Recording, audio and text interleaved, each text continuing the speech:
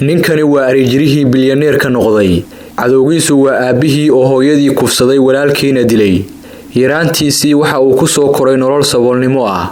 Haddase waa maalqabeen haysta biladda ganacsadaha adduunka ee sanadka. Si aad wax badan uga ogaato qisada bilyaneerka Carbeed, like saar bogga Maxamed Muuse Tarsan, siina faafi muuqaalkan. Mahadsanid. Maxamed Altraad ma garan karo xilliga uu dhashay. waxaase qiyaas ahaan loogu diiwaan geliyay inuu adduunka yimi 1948.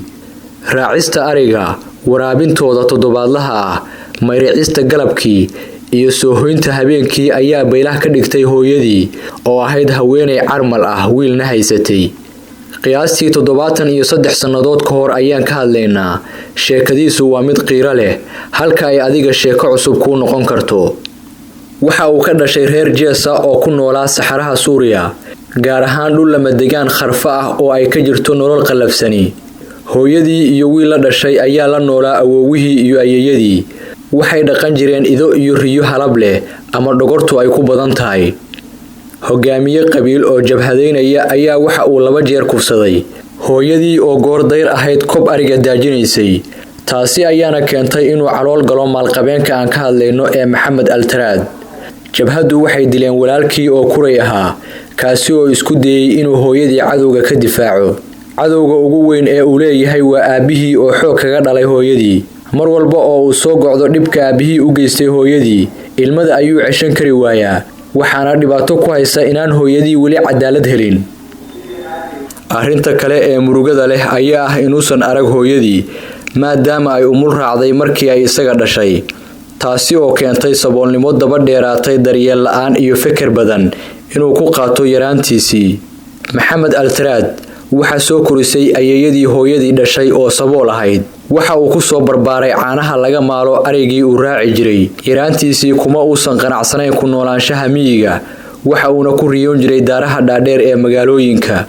markii uu jiray 7 sano, isagoo u hamuun qaba waxbarashada ayuu yimi magaalada Raqa oo ku taal dhanka bari ee webiga Furaat ee dalka Syria, una dhow biyo xireenka Tabqa oo ah kan ugu weyn dalkaasi.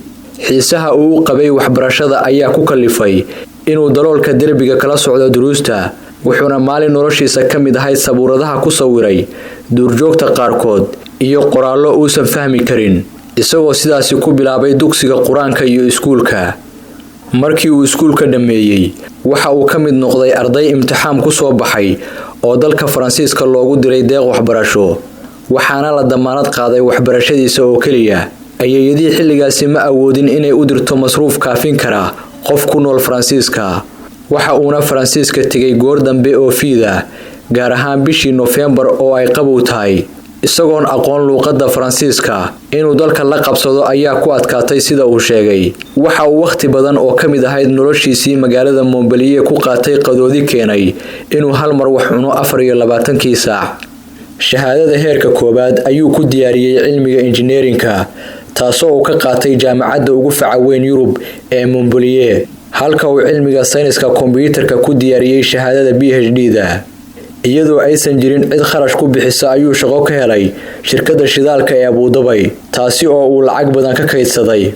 maanta waa mid ka mid ah magacyada ugu caansan ganacsatada caalamiga, waana bilyaneer muslim ah oo hanti badan tabcaday. sanadkii 2015 waxa uu gudoomiyay abaalmarinta ganacsadaha adduunka ee sanadka. waa mulkiilaha Altraad Group oo ah shirkad bixisa adeegyo dhisme iyo dayactir oo ku fadhida lacag gaaraysa 2.6 bilyan oo dollar.